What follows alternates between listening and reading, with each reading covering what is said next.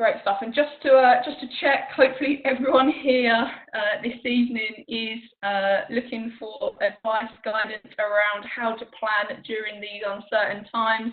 If you are looking for a different type of webinar, then it will not be this one. So you may have signed up to something else, but if you're not looking today to know how to plan through these uncertain times, you are more than welcome to remain with us. But if it's not your topic, I won't be offended if you would like to jump out. So who is this person speaking that you can't see? My name's Danielle Warnes. I'm National Club Services Manager here at the FA. I'm joined this evening by Nathan Batchelor, who's obviously at home, remotely working. Nathan is the National Grassroots League Services Manager. So between Nathan and I, we look after the support, services, resources, toolkits, etc. that are available to our club and league network.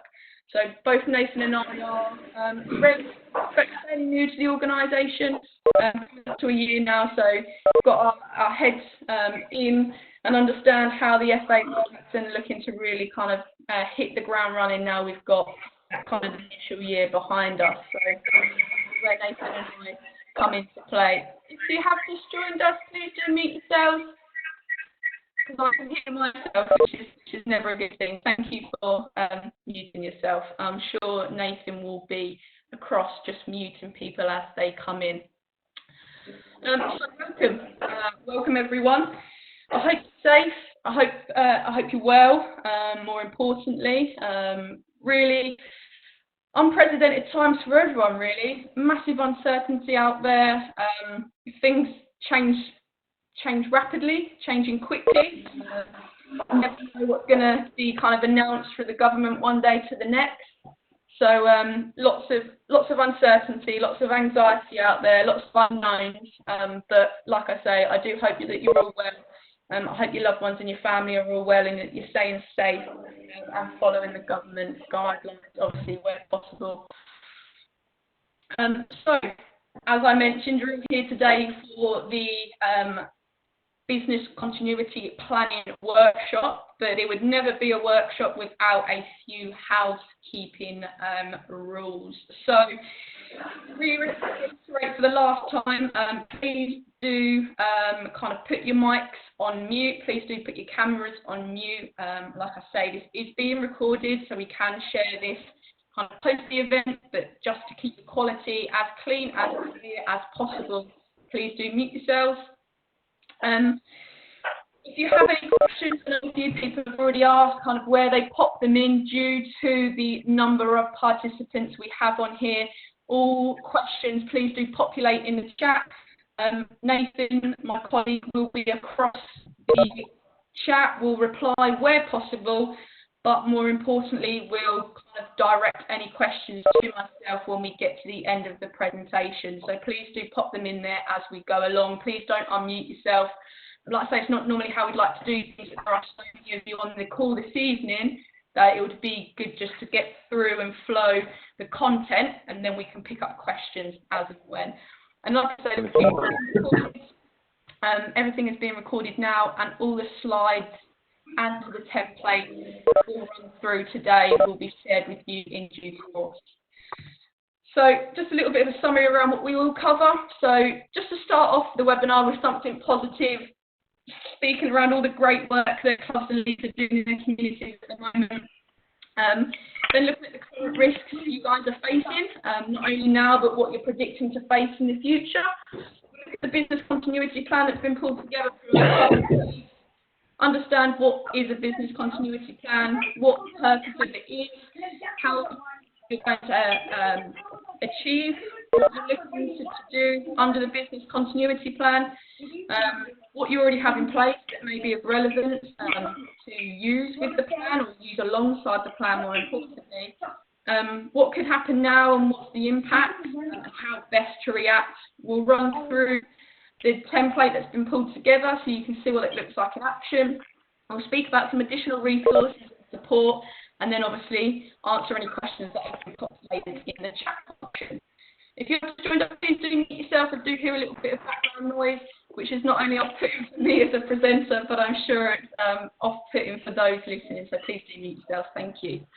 So, really positive work going on out there. I know I started the webinar talking around uncertainty and anxiety and in the unknown, but in the midst of all of that, there is so much positivity that's going on with our club and league network. So, massive kind of thanks for that. I think it's definitely needed. It shows the power that football has within the communities, within your local communities, how you work collaboratively together.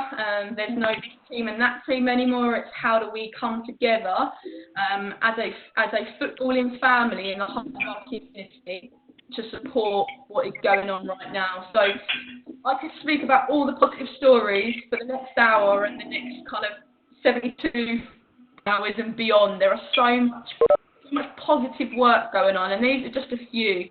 So we've got clubs that have set up food banks in their clubhouses, looking for donations from not only their members internally, but also from their local community, and then going out and delivering those food parcels that they've created through the donations. So great work there. We've got another club that has recently received some pitch improvement funding, which has allowed them to buy some more relevant machinery. As a result of that, they've done popped their now no longer needed mower up for sale. Obviously, at this current moment in time of using money. Finish your sign.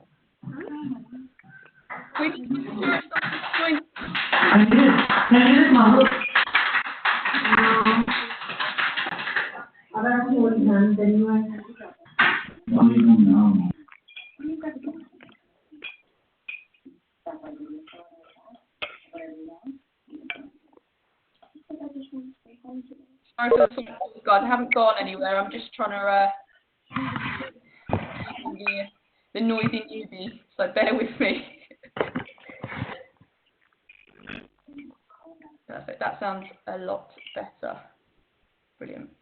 Perfect.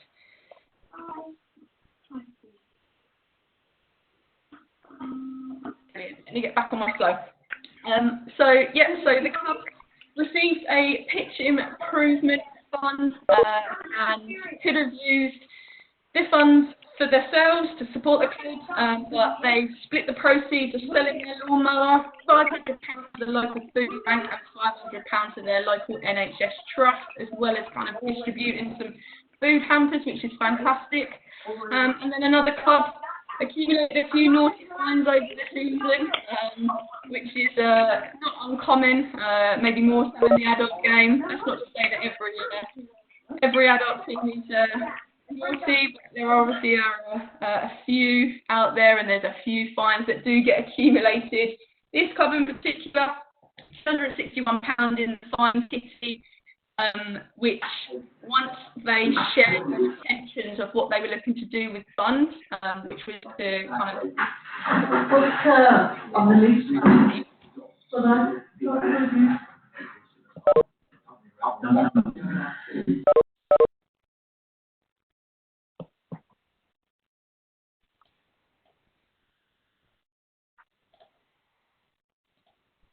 Perfect, thanks guys for muting. Yep, so this team, once they realised that actually they could do something more beneficial with their fine money, their intention was to donate it to the NHS charities together. Once they shared what their intentions were with kind of other players in the management committee, they then ended up doing a few more additional donations and managed to raise £1,700, which then got finally donated to the NHS charities. So again, going above and beyond to share and support in these current times.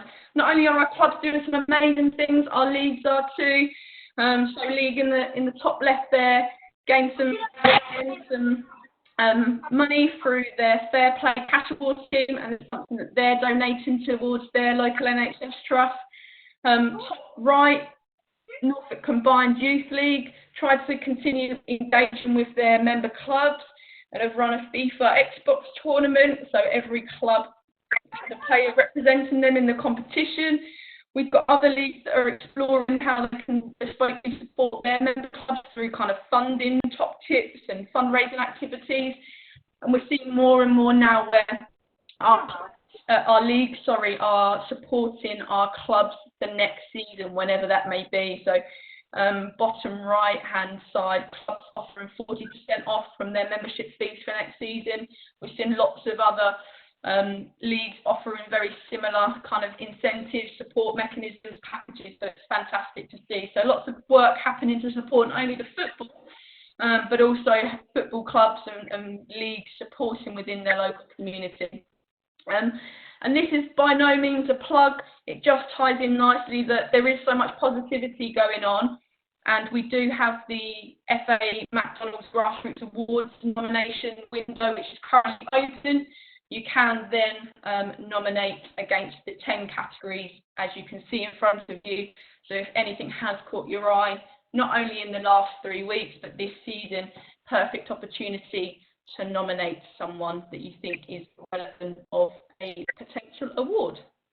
So lots of positivity, but lots of times of uncertainty across our club and league network. So what you'll see in front of you is a list that we've begun to compile around the risks that our clubs and leagues currently face. Now, this is being shared with us through clubs themselves, leagues themselves, through our FA club consultants that we have that supports one of our programmes here at the FA, also our county FA staff, and between our clubs and leagues teams nationally. So these are the risks that we think are apparent now, risks that will be apparent in the future, and risks that need to be looked at in terms of how do we mitigate and what are the support and solutions against these. Now, we've tried to, where possible, and put them under kind of quite bespoke headings. I'm not going to go through them all. Some of them will resonate with you and your clubs and leagues. Some you may not have even thought of yet. As I've mentioned, some of these will be now, some of these will be in the future. We think we've captured everything, but we might not have done. So if you do think there's anything that list, pop it in the chat. Nathan will collate that and take that away so we can begin to add to that.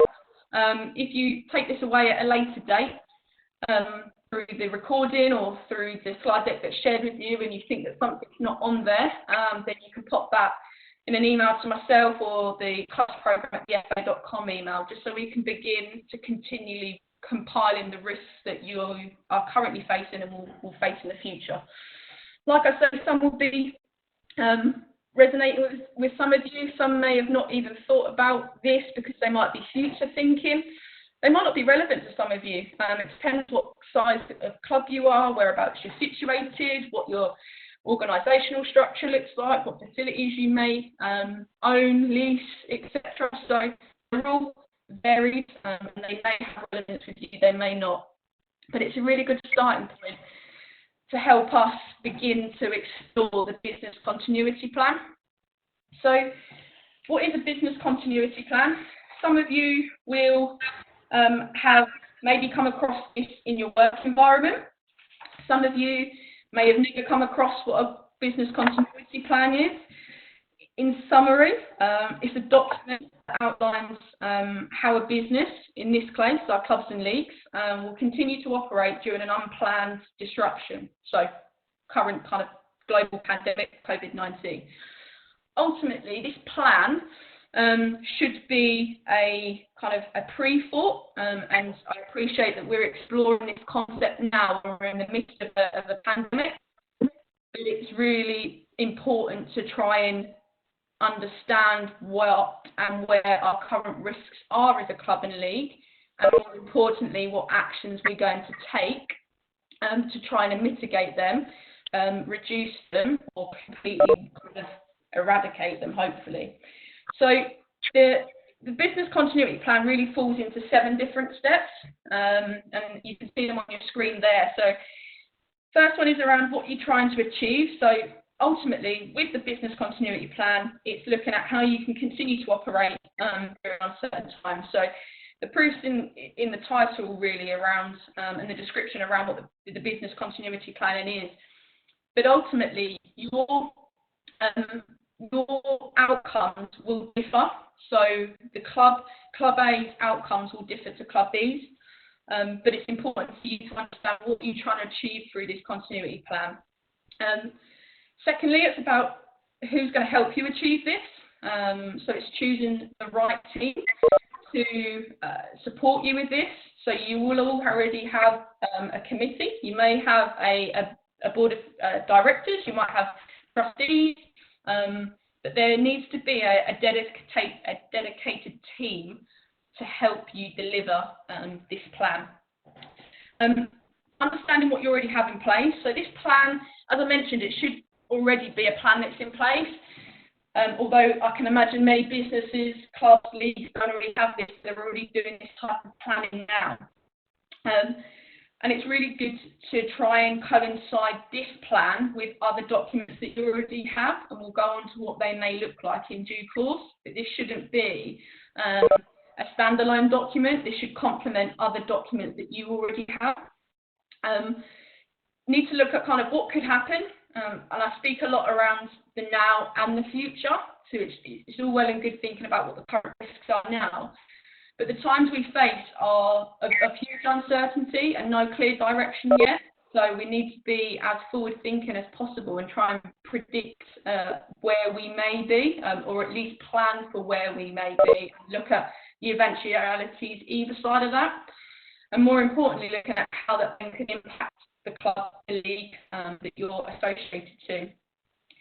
And then the fifth one is around how you react to that. So actually, what is that plan of action that you've devised, that you've put in place to hopefully mitigate them risks, to potentially decline or reduce or slow down them risks, and ultimately to continue to survive, to sustain. That's what we want from this action plan. And then 6 and 7 really is a post-evaluation. So it's looking at kind of developing the plan that you have in place. Is there potentially any training that needs to be coincided with that? And then it's looking at refining and maintaining. And we touch on 6 and 7 only ever so slightly in this webinar, because it is a lot around what happens post the completion of this and post the plan in action. And this is something, the 6 and 7 step will be something that we will probably look at addressing at a later date when we're kind of all collectively out of the other side. So the first step really is, what are we trying to achieve? So what are the outcomes really of a successful plan? This will really depend and vary on what your current desired outcomes are of the plan. Is it survival? Is it to safeguard your finances? Is it to safeguard your operations? Is it just to ensure that business as usual continues?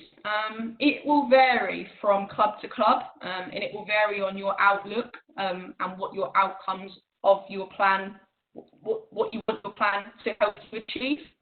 How detailed should the plan be? We are in massive times of uncertainty, so this plan should be as clear and concise as possible. No hidden kind of language, no language that's not understandable. It needs to be simple and easy. It needs to be able to cope with emergency. And the plan should look at the here and now. It shouldn't be a knee-jerk. It shouldn't be a plan that you have to kind of continually adjust and amend. Obviously, you may have to if things dramatically change with government guidance, but ultimately, if you're thinking as broadly and widely as possible, you should have all eventualities covered within that plan, but keep it clear, keep it concise, and keep it simple as possible so people can understand and more importantly, action what's within the plan. Maybe you need to look at if all areas of your club and league are covered. That will depend on your outcome. If your outcome is to safeguard your finances, you may not look at other areas of your club. You may just want to focus solely on your cash flow, on your finance, and your budget sheet. I would recommend probably looking at all areas of your club, because like I say, what might not be of relevance now may be of relevance in the future. And what key achievements and actions should be tracked? So again, this is solely dependent on your outcomes, but you may have certain milestones that you believe are necessary to track and monitor, and they will more than likely be dependent on what risks you deem as highly likely and to have the biggest impact. They are probably the ones that you want to monitor and achieve quicker in terms of mitigation than anything else. So who's going to help us to achieve this? So ultimately, it's looking around the table first and foremost to see who you already have as part of your committee, your board of trustees, your board of directors, trustees. What you may need to do is you may need to reassess those people that you have that sit on your committee. They may have less time now than what they did previously. They may be a key worker. They may be someone that can't commit as much time as they originally proposed. So you may need to do a small reassessment of who you currently have as part of your committee, your support network, and what they may or may not be able to continue to offer. This plan will require some additional support, some additional time to get it off the ground, and more importantly, to try and begin to implement. Now is a good time to try and seek any additional help within your own community, so your players, your parents of players that may have a skill set in an area, in one of those that was stated on the screen there, and we'll go into a little bit more detail in a minute. And it may be that people are more forthcoming to support and volunteer in this time, especially if they've got a little bit more time on their hands.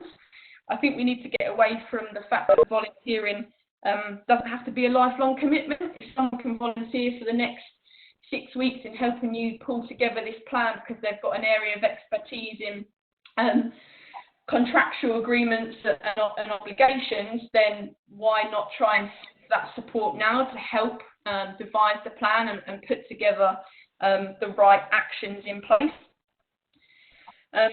And the most important thing is to make sure that all of this kind of collaboration is happening, obviously, within the government guidance. So using technology to support the coming together, obviously, your committee, your trustees, your board of directors, anyone new that may be able to join and support you during this time.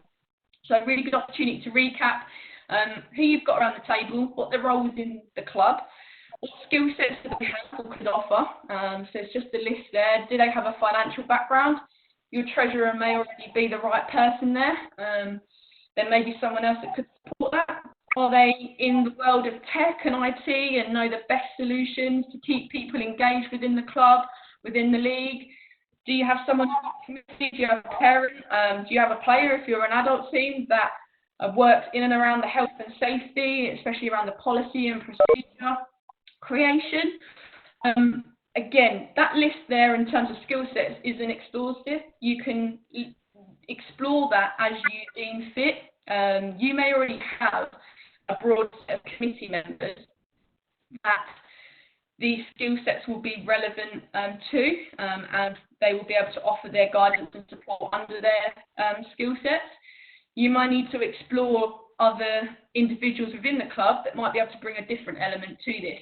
Obviously, if anyone's got any business continuity planning within the club, that might be another good skill set to bring to the table. And that's to identify the time that they can commit, and more importantly, making sure that you've got their contact details.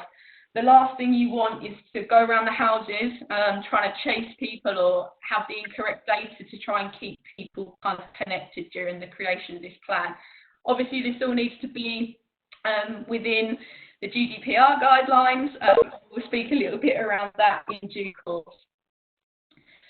So step number 3 was, okay, so what do we already have in place that we can use? As I mentioned, this business continuity plan shouldn't be used as a solo document. It should be used and encompassed with other documents.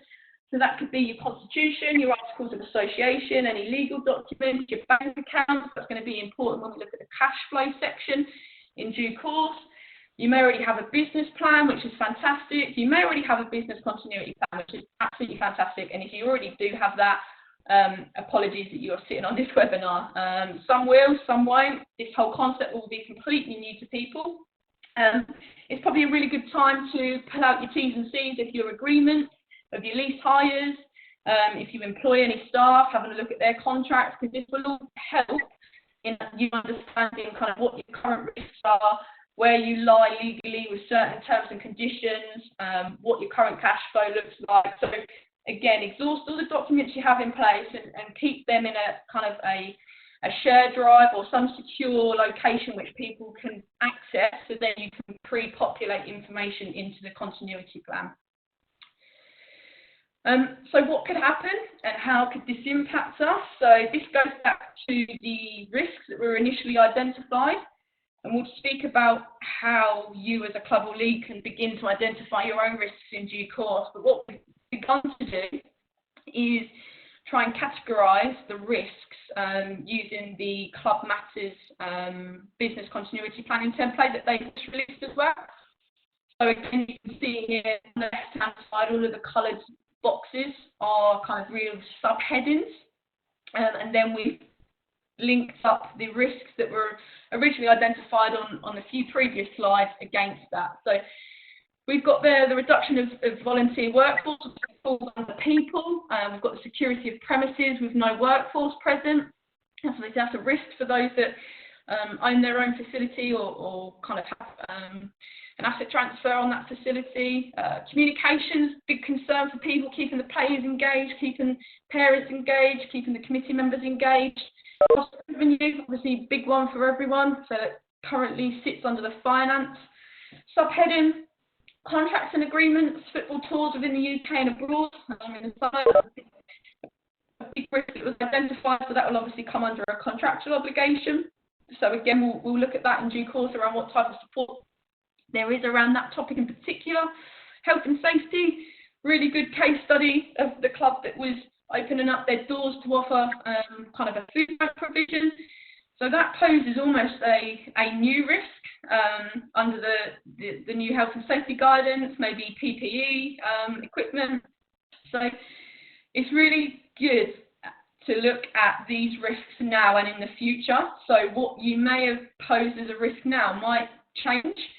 So that club in particular might want to reassess their health and safety policy, ensure that the great work that they're doing isn't contradicted by maybe a risk that it imposes by not having the right health and safety in place. So again, that's where this is a fluid document. It does need to change, but try and think as broadly and widely as possible. Obviously, governance, big time for leagues with their AGMs, club committee meetings. How do we kind of get those up off the ground, under the governance heading, and obviously personal data being stored in new premises, so systems and data protection. One that some of us might not think of, but it is a key topic and is obviously something that we need to ensure is kind of thought about, and is, if you deem it as a risk at your club or league, obviously you identify that yourselves.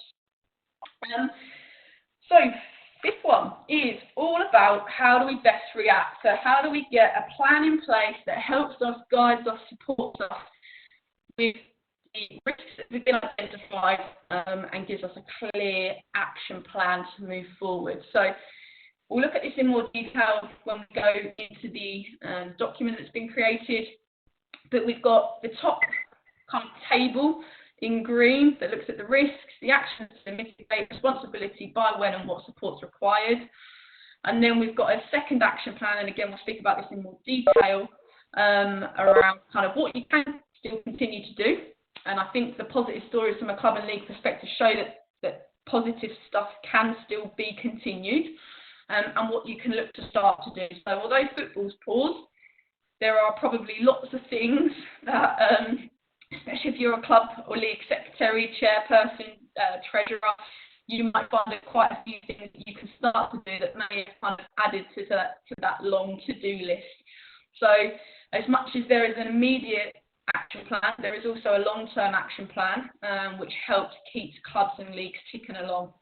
And the best way to try and put these actions into place is just using the SMART principle. So if you've done kind of any goal setting, any action planning, if you're a coach in the coaching world, you'll know hopefully of the acronym and what these mean. But it's just a good guidance to put your actions in and ensure that they relate where possible to the SMART measures. So it's probably a really good time to open up the business continuity plan. So I'll just reshare my screen from an Excel perspective. Brilliant. So hopefully you can see my screen there. Nathan, can you just unmute yourself and just let me know if you can see the Excel document for me, please? Yeah, hi Danny, we can see that, yeah. Perfect, thanks Nathan. Brilliant. So first kind of thing just to note that if you are a league on the call today, don't worry, this won't have clubs written all over it. There will be a second document that will have leagues on it just so it's specific to you. Nathan will then add some examples in there. Opportunity to kind of personalise it ever so slightly by putting your club name, nothing too fancy, and then you can identify which county you reside in. Plan is split ideally into three, so it's the risks, the cash flow, and the action plan. So you've got a help to guide here, which explains a little bit more detail about what a business continuity plan is. And then you have a description around what each section of the plan should be used for. So that's the how-to guide. We've got risk logs, and I'll explain what the intention for that purpose is. We've got the risk table, we've got the cash flow, we've got the financial risk table, we've got the action plan for the now, action plan for the future, and resources. So if you have done business continuity planning before at your work, this may look different. There will be some correlation to try to make this as simple as possible. So this may not be suited for you. It may be too simplistic. It may be that you just want to put out certain parts. Whatever you want to do with this plan is completely up to you. Like I say, we've tried to make it as simple as possible, as easy to use, and hopefully not too daunting, because, like I say, this is a daunting time as it is about having to do new types of planning that you might not be familiar with. So, like I say, it has been guided to be used in a simplistic way. And if you've already got one of these, that's fantastic. If yours is more detailed and you understand that, that's brilliant. And if you want to swip or swap or take anything away from it, you can. So, first one. Let's look at the risk logs. This section is all about identifying risks which your club or league currently faces and what it may face in the future. These risks should look to include all football activities and operations. Financial risks will be covered later on within this document, and that will be covered in the cash flow tab. Understand the likelihood of these risks happening and what impact they will have if they occur is vital. And then there's a method around how we've identified risks. So if we look into the risk log here, you'll see an example of what we've tried to do here. So an example being the number of committee members have reduced. And this is under the category volunteers. And then we've given it a likelihood rating and an impact risk rating. So what does that look like in principle? So all the future kind of thinking and wording that I've entered into this spreadsheet is with my club volunteer hat on.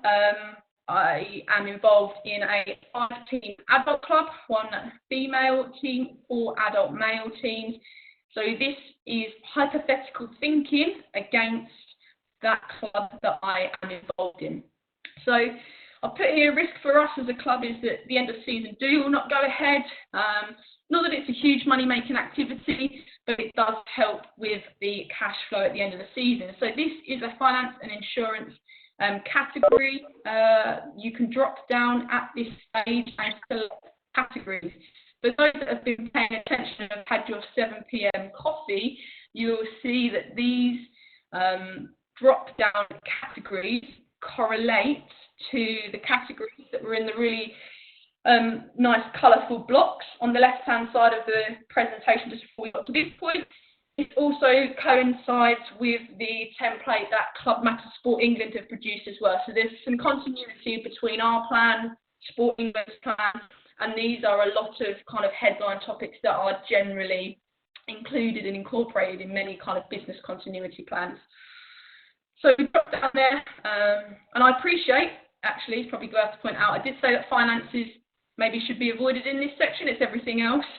However, the end of the season do, for us, it had a financial kind of arm to it, but it's not something that we kind of necessarily put against our cash flow, for example, just because we never know what's going to happen with it, if it's going to happen. It's always a nicer to the end, but it's always quite ad hoc with us. So that's why it's in this section. It is a financial kind of risk. The likelihood of that end of season do happening is exceptionally slim for us, and the impact will be quite high, just because what we had planned was going to make a little bit of money for the club, which I think you'll see in due course as to why that is deemed a high impact risk for us. So player engagement, category people, like I said, from an adult kind of only team, so the likelihood of us kind of losing engagement with the players is quite slim. They're okay, they're adults, they've probably got lots of things going on for them at this moment in time. So the impact's not too high, to be fair. The recruitment additional players still falls under the people category. The likelihood of us recruiting additional players for next season is probably quite slim. Speaking to a few clubs in our area, especially from the ladies section, I think everyone's going to predominantly stay where we are. So we're only a grassroots team. We don't expect too much movement to go ahead there. So that's probably not going to happen too much. I mean, the impact, it could have been greater, but we've reassessed where we're going to be next year. So we just want to survive. We were looking at promotion or working towards promotion. But actually, for us next season, now it's more around survival. So the impact of us not recruiting isn't going to have too much of a detrimental effect. However, we do have a clubhouse, which falls under the facilities and equipment category. It is a clubhouse in the middle of nowhere. The only positive we have is there's some houses that situated around our ground. However, there's still obviously a likelihood that the security of the clubhouse is at risk. And obviously, if it does become at risk and something happens to the clubhouse, that would have a huge impact on us. So just to reiterate, the likelihood of the impact is happening. If it's high, it will be classed as a 5 and a 4. If it's a medium risk, it will be, or medium likelihood of the risk happening, it will be a 3. And if the likelihood of the risk happening is low, it will be a 1 or 2. So these are all pre-populated for you, and they will change colour accordingly. So I've added my few bits in here. What I probably should note here is that we're only a small club, so we don't have too many risks. Hypothetically, again, I'll reiterate that point, it's all hypothetical kind of thinking. You might have an extensive list. Like I say, try and think now, try and think of the future. My future thinking was additional recruitment of players. We have to reassess what that looks like for us, because we have reassessed what next season looks like. Now, we might look at going for promotion 21, 22, but right now we've reassessed where we're going to be in the future, and we've tried to kind of then measure the likelihood and the impact of that risk happening. And I've obviously got some risks that are kind of present in the here and now. So when we go back to the dashboard, we click on the risk table, we can start to see how those numbers have correlated into this kind of colourful section of the plan. So what you can then begin to see is those items, risks that have been highlighted in red, they're obviously exceptionally high in terms of risk and high in terms of impact and obviously the likelihood. So these are the things that us as a club need to look at what we're going to do to mitigate those risks. End of the season do, like I say, the only reason it's highlighted in there is because we've deemed that as a high impact on our finances, and obviously the clubhouse security is high risk, high impact. Recruitment of players, as I've kind of explained, is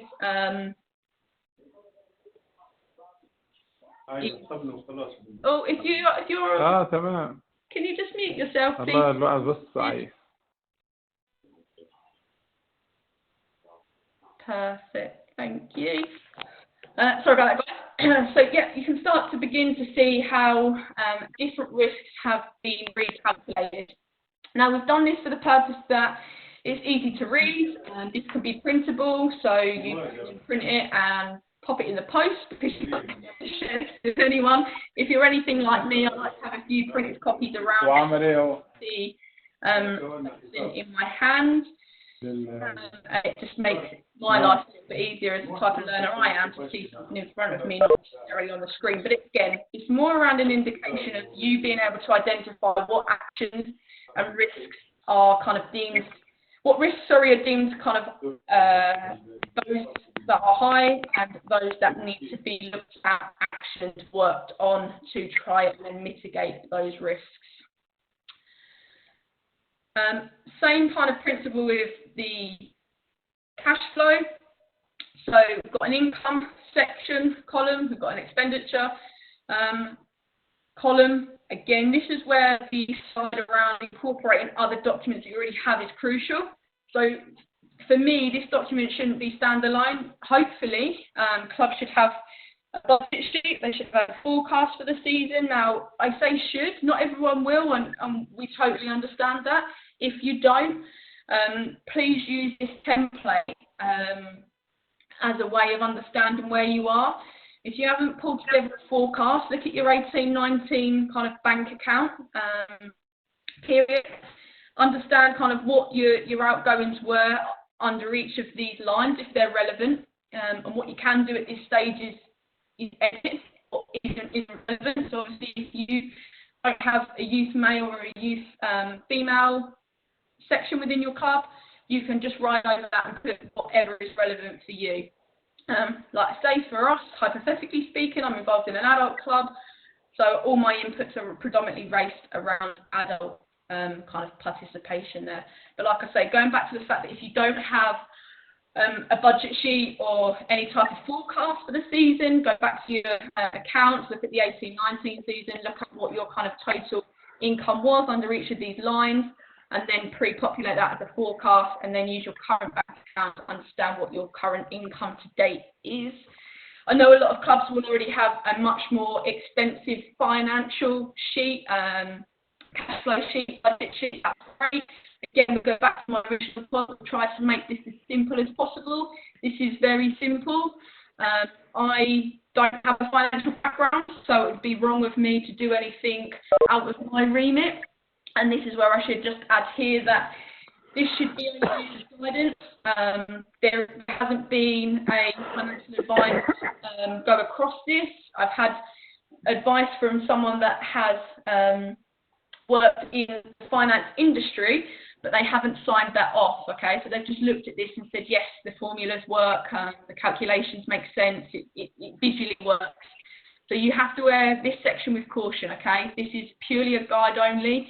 And if you are looking at having a true understanding of your financial position, I would definitely recommend speaking to kind of an auditor, an accountant, anyone that looks at finances as a profession. You already have that in your club. Again, go back to my point around who you've got around the table. It might be that you could ask someone within the club just to have a look and try and help you understand financially where you are. But again, shouldn't be used as a solo document. It should be very much used in line with other documentation. So a little bit of a summary around our hypothetical forecast, shall we say. Some money in from the adult teams, some predicted money in from the ladies team, sponsorship money, some bar money, some donations. What we've currently got in to date, so before everything went into lockdown, this is what we had to date. And the column chart here on the right-hand side just lets us know where we are and what the differences are between our forecast and what we've currently got today. And the same principle happens here. Whoops, got slid over a bit too quickly, apologies. So we're looking at the likelihood of no further income and the impact of no further income. So again, hypothetically speaking, we don't think that we're going to get any further money off the male teams, and obviously that's going to have quite a big impact on us.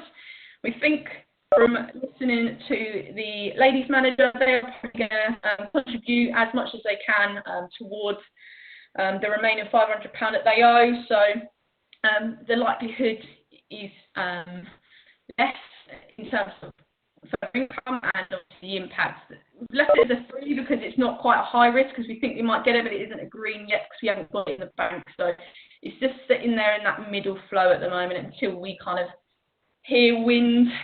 Again, hypothetically, if the ladies team are going to pay. Again, sponsorship, only have half in. The likelihood of no further income is quite high because there is no more kind of season to be played. And obviously the impact for us is going to be huge. That's obviously a £1,500 deficit against forecast. So again, you get the principles there. The likelihood of no further income and the impact that will have. What you have at the bottom here, again, really simple calculations, but you've got your obviously total forecast, your total income and what the difference is there. So we're, hypothetically speaking, £6,000 short of what we predicted in terms of our forecast for income. Same principles from an expenditure point of view. This, again, can be adjusted based on what you think is relevant, what your expenditure lines are. What you can't do is add any further rows. So if you can, try and add everything in there. There is around 24 expenditure kind of revenue lines. So if there is anything additional, it may just be swapping that around to suit what your expenditure typically is. You can add commentary as you can with the income section. This is just if you or the treasurer or the finance officer knows the reasons as to why there may be a shortfall, you can add small commentary in there. Again, this just helps if other people are accessing or picking up this document. Again, same principle, forecast here in this column, actual expenditure to date, and then obviously what the difference is, and then the likelihood there. So again, you can see that our financial forecast for expenditure was 15,500. What we've currently got in terms of expenditure to date is 11,000.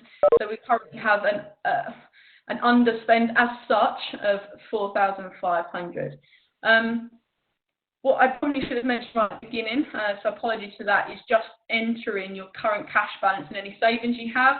We tried to move it up there, but it just distorted the look and feel so slightly. So please don't forget to pop in your current kind of cash balance and any savings or reserves that you might have in your account. And then what that does is pre-populate everything down here for you. So hypothetically speaking, as a 5-team adult club, we only had £1,500 in the bank. It's pretty much in one hand out the other. And based on the current season and where we are in terms of expenditure and income, as you can see there, our expenditure to date, the bits that have gone out the bank, is greater than the income, okay? So currently we are around £1,000 down. So that's a clear action for me as someone with a club that we are a shortfall of £1,000. So for me, that is where my action plan becomes relevant. And what it also highlights is the bespokeness of what risks I need to work upon based on the ratings here on the right hand side. So if we go back to the dashboard, we click the financial risk table, again we can begin to see what our biggest risks are and what we may need to do to support, reduce, try and fill the gap in terms of the funding there.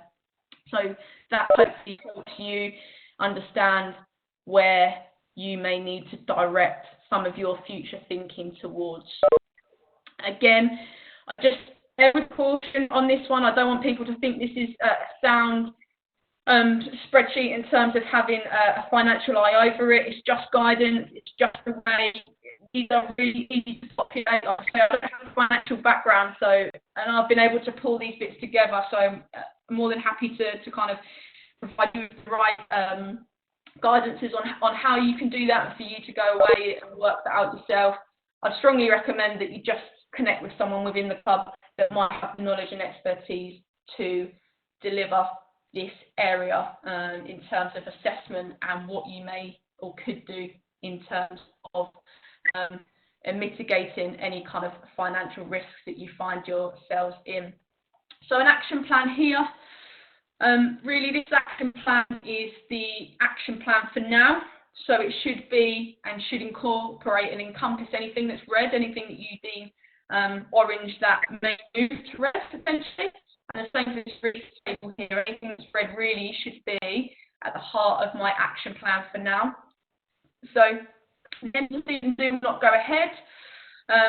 What we've said as a potential action to mitigate is we're going to do a virtual awards and a virtual bar. So again, this is all very hypothetical, so please, if you want to take the idea away, do so. But we are going to run a virtual awards, get everyone on a kind of webinar as such. You can use many different software, so I won't mention any. I'm not commissioned for any of them, but you can look at doing a virtual awards online, and then we are going to do a virtual bar where we ask everyone to join us in the end of the season, and they will donate whatever money they would spend on buying a beer at the club. They'd donate that instead, that they'd be drinking from home. It's just an idea. The responsibility of that's going to be with our social sec. They're going to do that by the end of May, stand up the idea with the team managers and players, and that might help our shortfall for the end of season do. And if we get the comms right, it could help with our £1,000 deficit that you saw that we were hypothetically in. Obviously, again, big risk for us is that membership fees for the adult males aren't coming in. Doesn't know they are going to come in, so we're going to look at some fundraising ideas. One of them could be, I think I've seen on many social media accounts, brave shave, the men to shave their heads and donate, etc., etc. Lots of things that could be done just to keep the spirits high, but ultimately try and get us out of that deficit we find ourselves in. So this really is a an action plan for now, with those immediate risks being highlighted, with actions and responsibilities and by when. And again, this responsibility section becomes really important when you're trying to disseminate the plan to other people. If you are the finance officer, the treasurer within the club, you can easily identify what your kind of call to action is, what has been assigned to you. Try and assign, where possible, any tasks to those that don't have the right skill sets or are happy to take that on. It will just help with the process. And then talk about kind of the future planning. So again, reiterate all the way through this that it's really important to look at not only the here and now, but also the future. And there's a lot of stuff that can be done, and there's a lot of stuff that can start to be done.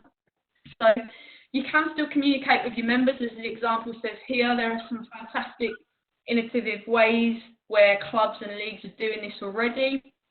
And there are things that you can start. So you can start and review this plan. That's always a good start. If you're like me, you've got expenses to do this, which seems to grow and grow and grow day by day. And there might be some bits that you can bring forward there. So it's not all about the doom and gloom, it's not all about the risks. Yes, they're important. Yes, we need to action them first, but there are other bits that can be brought forward that can still continue to be completed. And there are things that we can begin to plan for, or at least reduce those big long lists that we find ourselves in. And then we've got a resource section here.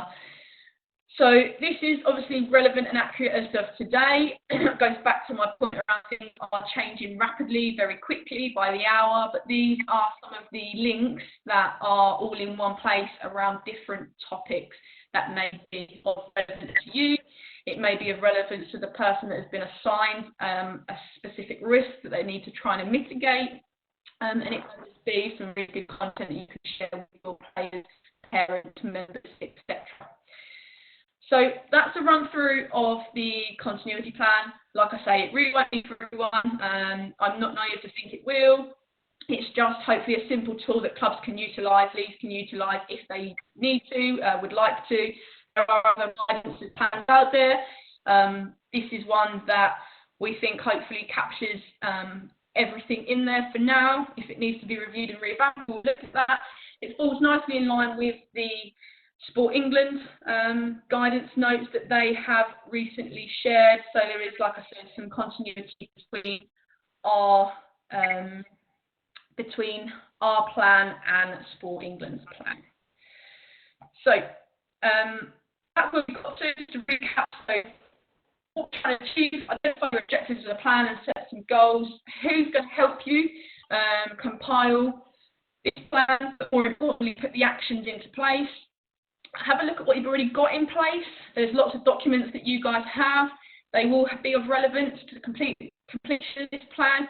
Bank accounts, bank statements, any T's and C's, all the kind of documents we mentioned before. That will help. Identify what could happen, what the impact could be. Think now, think in the future. Also, it goes back to the importance of having different people around the table. What you might deem as a risk now, or not a risk, could be a risk in another person's eyes, depending on their skill set or what lens they're looking through. I mean, area of caution in terms of risk, as you see from when I went through the Excel sheet, that's for us, that's hypothetical, that's my view, that's my lens, but they will differ, your risks will differ, your impact will differ, your likelihood will differ.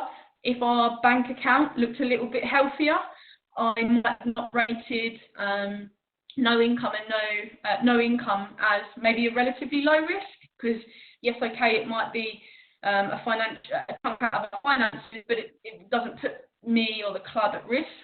But because of the savings we had in the account, as small as they were, any income that we don't receive, and where our expenditure is greater than our income, obviously it's going to always be, for us, hypothetically speaking, a high risk. So again, it depends where you are and what the situation is, how you rate the likelihood and impact of those risks. And obviously, how do we better that? Making sure we've got the right plans in place with the right people assigned to them, some realistic kind of outcomes, some realistic goals, some realistic time frames to get everything achieved by. So just a few top tips, really. Just try and, again, I can't kind of go on about it enough that, yes, we are in the here and now, but we do also need to think of the future. That's really challenging when we don't know what the future may look like, but we need to try and plan as best we can and try and think as wide and as kind of as far as possible. What the impacts of these certain times will have on next season and beyond. So again, try and think around that if you can, and complete with all the right people in place. The last thing we want in times of kind of high levels of anxiety, uncertainty, is people to pick this plan up on their own, especially if you identify as having quite a few risks in the red columns. That can be quite daunting in itself, so share the load. This really isn't a time to take on more work if you're already kind of taken on a lot as it is. Try and disseminate, try and share where possible. Avoid duplicating any work if necessary. Like I say, some of you will have this in place, some of you won't, but try not to duplicate if you've got something similar. Obviously, you can identify risks. Try and kind of share those with your committee members. Try and highlight the areas that need to be actioned first, and try and speak to County FA as well. County FAs are fully aware of these plans, the fact that we're sharing these this evening, and they'll be going out to County FAs and they'll be putting them in part of the support packages, so they're aware of this. I appreciate that the County FA network looks slightly different for some of you now, but they are still there to support, so please do share this if you have identified quite a few risks. They'll be able to try and talk them through with you and look at some of the support that we're going to speak around now. So again, here's the resources. We'll send you the plan that we just went through. That will be attached with the guidance document. There's also the club continuity plan from Sport England. That may be easier for you to read. It may be easier for you to kind of drop and drag what you feel is necessary. Club Matters Sport England does a great job at putting that together as well. You've got two resources there, which may be of relevance, which leads me on nicely to kind of what support is out there. So it's great that we've identified the risks. It's great that we've highlighted that they are high impact, high kind of likelihood to happen, but there needs to be obviously some support out there which you can then align some of your action plans to. So hopefully you would have seen this already. If you haven't, please do look at the link which is attached, or on the screen, sorry. This is for England's Community Emergency Fund. The aim of the fund is to help sports clubs, physical activity organisations who are experiencing short-term financial hardship or the ceasing of operations, obviously due to the current situation we find ourselves in. This is for both clubs and leagues. So please, if you're a league and you haven't explored this, have a look into it. If this is the first time as a club or a league you're hearing of this, please do go and access this fund. It's been open since the 1st of March, so we're well into the application being open over a month now. Grants are anywhere between 300 and 10,000. Sport England are roughly seeing applications come in that medium kind of amount, which is that £4,000 to £5,000. Applications are processed typically within 7 to 10 days. Obviously, you can appreciate if there is a huge influx of applications, this may vary, so please do be patient. This isn't just for football clubs, this is for all clubs, sport activities, physical activities. So obviously there will be a high demand for this. This application, though, can only be explored once government support has been exhausted, and we'll go into that in due course. The expected financial impact over the next 3 months needs to be calculated, and you need to include the impact of any actions you take to reduce this. That's obviously just to show what your expected financial impact is, and more importantly, what you're trying to do to reduce that. What minimum expenditure you have, you will have to meet the activity whilst it isn't happening, and any immediate available unrestricted funds you have in reserve. What Sport England is quite clear on is that if you have reserves that are signed to a project, or it's being saved for a capital project, or it's being saved as part of a sinking fund, for example, they will not put that against you, as long as there is a clear reason why the reserves need to remain reserved. They are happy with that. Obviously, they want to exhaust if that's possible to use them reserves, but they are comfortable that if those reserves are being signposted to something, that won't be kind of deemed against your application. So what they will fund is any rent costs, any utility costs, any insurances, facility or equipment hire, course staffing costs, including casual workers that can't be met obviously by the government funds, which we'll speak about in due course, and any loss of any financial loss from the 1st of March. So anything pre the 1st of March won't be included, but anything 1st of March and beyond can be kind of looked to be claimed for. So like I say, over the 3-month period, what can't be claimed for is activities or costs which are already covered by other government funding, new activities or events. I would hope that no new physical activities or events are going on. They're probably being delivered in new ways, but at this current moment in time, I don't think anyone should be delivering new activities, any capital works, any costs beyond the end of July. So this is very much an emergency fund. It says it in the title, it's for an emergency period, and it should not be used for players' wages or salaries. So it leads me on nicely to some of the government support. Excuse me.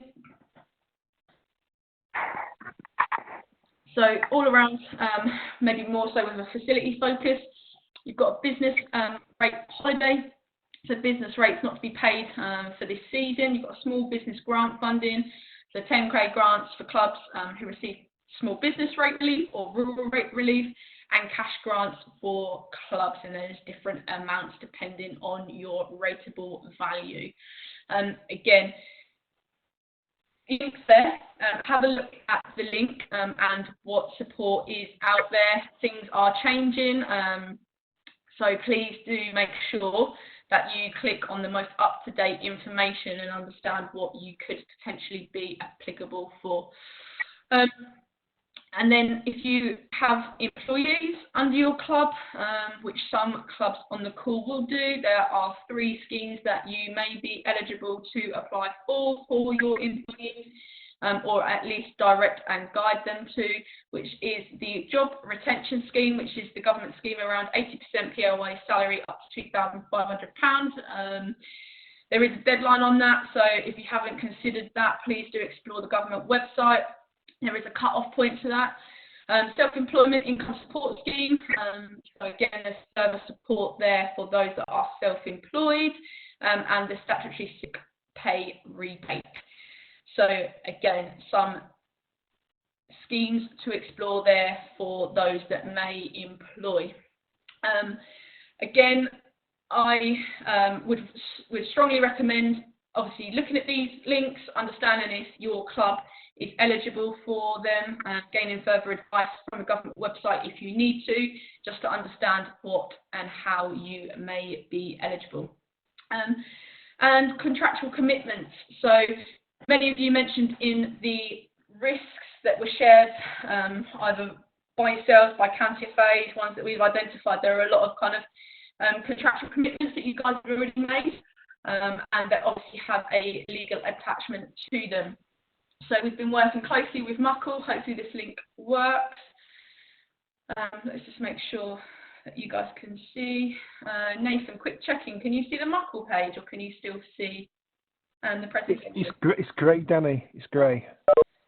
Let me stop sharing. Let me reshare. Just bear with me. Perfect. Great stuff. Muckle screen now, Nathan? Yes. Yes. Wonderful. Brilliant. So all those contractual agreements, we've worked with Muckle, who is our commissioned legal partner. We have our own space on their website. So again, slides will be shared. The link will be accessible. If you are a Charter Standard club, or you are a club that plays in the National League system, you automatically receive 33 minutes of support from Muckle per matter. So if you want to talk to them around a different matter, you then get an additional 30 minutes. That's 30 minutes per matter. There is guidance in an FAQ, which can be accessed here around all these different sections. So from contractual rights and obligations to overseas tour to facilities hire to employment, everything that we think is something that you guys may need additional legal support with is in there. There's also then additional kind of training around GDPR. That's not kind of COVID-19 specific, but there are additional resources there that might be of relevance to you. But this guidance doc here gives you all kind of legal advice, kind of where you sit under potential contract agreements, terms and conditions, and more importantly, there is the helpline email address and call number that if you would like to discuss anything further that you have read in the guidance documentation. So that's there. Let's get back to the presentation. Perfect. The additional support, excuse me. As we are in self-isolation, there is obviously no face-to-face contact, so technology has become our best friend, but we appreciate that not everyone is comfortable in using technology, so we have set up the digital gym. This is to help clubs and leagues become digitally fit. The strapline is that the gym membership is free. This is all really around how we can help and support and guide around using technology to host online committee meetings, league AGMs, as I know that's obviously something that's crucial in terms of coming up, in terms of realigning, replacing kind of clubs and teams in the right divisions, etc. And you obviously need the AGM to help kind of consolidate and confirm all of that. So there's some guidance there on that hyperlink around how you can become digitally fit in these current times. The below isn't a specific COVID-19 funding support, but it is something out there. If you are a league, you have the opportunity to apply for IT funding, which obviously then coincides with nicely getting digitally fit. That is for leagues specifically. And there is the email address to find out more details. And I know Nathan's been on the chat function, and I'm sure he'll be able to answer anything that comes in specifically around that. There is another webinar, not hosted by me, so you will have a different non-Essex accent looking to support you around how you close down the season with full time and what the suggested points per game and mass void and fixtures kind of suggestions alike, as well as obviously hosting AGM, SGM. So 2 times there, 2 p.m. and 7 p.m. on the 29th of April, and there's the booking link there.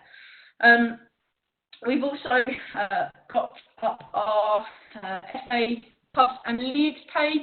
Again, the link is there. This is where we'll be sharing up-to-date information. Again, you'll probably see a black screen, but bear with me, I'm just getting up the relevant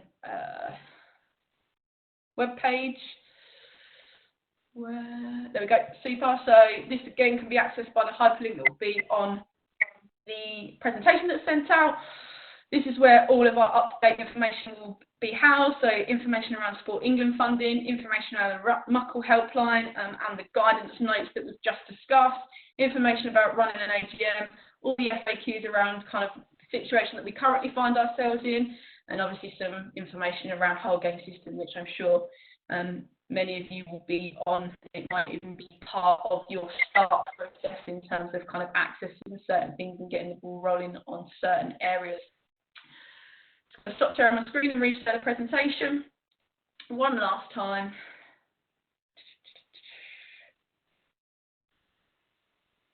Perfect. I know many of you, I haven't seen the chat function, I see it scrolling around.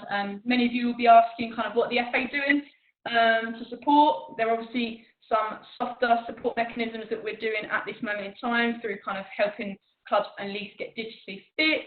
By working with our kind of legal provider, Muckle, into getting the resource and guidance together. We are working closely with Sport England, the Football Foundation and other partners, and we're looking at how we can collectively come together to support kind of clubs and leagues during this time. We're working closely with Sport England to understand what's the current demands of their emergency funds and trying to understand what are the needs in this next 3 months, so we can try and predict how we can support beyond that. I appreciate that there's nothing immediate come out from us. I appreciate that other national governing bodies have released support mechanisms for clubs and leagues at this moment in time, and there will be something from us. We're just working out when and what is the best way that we can support clubs and leagues during this current time. We don't know when this is going to last. We don't know how long this is going to continue for, and we want to make sure that the support we put in place will enable kind of football to continue. And until we've got a bit of guidance on that, we understand kind of what's currently happening in the landscape and what the predicted financial losses is across different areas, levels of the game. Once we've got that information, we'll be in a better position to provide support. So that's where we are with that at this moment in time. I guess it leaves me to say if there are any questions, which Nathan, I'll kind of open that up to you first and foremost, just because I know you've been across the chat function. Is there anything on there that you haven't managed to answer, or you think it might be better? Yeah, well done, Danny. Just one. Is there any priority for the Sport England funding? Some people have been asking questions around that. Yeah, so there is so when you go onto their website, they are looking at specific prioritisation in terms of those that are from social economic groups, those that are looking to support those from a BAME or disadvantaged background.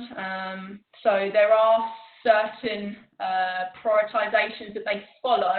However, as you can imagine, it's because they're dealing with application on a case-by-case, it's not a period where all applications are in within a certain deadline and then they can prioritise. So they're trying to do what they can. But to date, I haven't heard of anyone that hasn't received funding due to a prioritisation kind of listing, if that makes sense. But we, as the FA, we've been in full kind of communications with Sport England around what football will do in terms of kind of the applications that come in. Obviously, it's the biggest sport in the country. There will naturally be a lot of clubs that apply for that. So there isn't necessarily a prioritisation for sport. There's just a specific prioritisation guidance on kind of what activity or clubs or organisations do in terms of supporting different areas. Okay, and there's a couple coming in. I know the answers, but we want to listen to your dulcet tones. How does this impact on courses running, and will any dispensation be given to coaches whose qualifications will expire before the start of the next season? Yep, so there is obviously no courses going on at this moment in time, which is completely understandable. I believe many county FAs have been in contact around what that means for those that have booked on. I know that I've received an email from Essex FA around the first aid course that I've booked on, so it's more of a please just hold fire and we'll get you kind of reallocate to the next course. In terms of qualifications that are due to expire, we are working with the Coach Education Department and Safeguarding to understand what flexibilities can be implemented during this time. So they are being explored, and obviously when we are in a position to do so, we'll communicate that.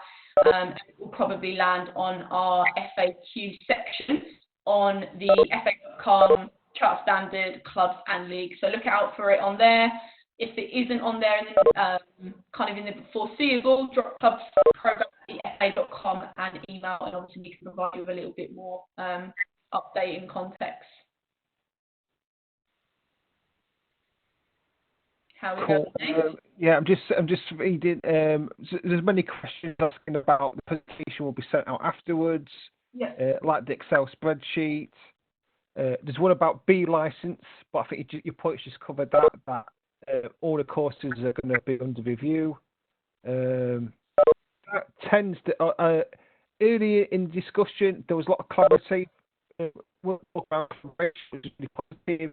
Yeah. There were some great examples of leagues offering reduced affiliation fees and support packages. So it's been very useful on that, and a lot of people thanking you, Danny. Oh, brilliant! Well, that's what it's all for, guys. It's all for you to hopefully help and support. Like I say, it might not be for everyone. Hopefully, there's something you can take away from this evening. I think what Nathan and I will do is just copy all of the chat questions that have come in, and what I'll do over the next couple of days is just compile that and try and give some answers to those that maybe we haven't kind of captured, and at least try and signpost the answers to the COVID-19 FAQ section. But apart from that, guys, thank you very much. Sorry for my dull Essex tone, but thanks for staying with us. I appreciate we're slightly over schedule as well. Leaves me to say, on behalf of Nathan, myself and the FA, stay safe. Thank you ever so much for what you continue to do. I know football's quiet, but you are all doing an amazing job out there supporting your local community. So a big thank you from Nathan, myself and the FA. Good evening, everyone. Take care.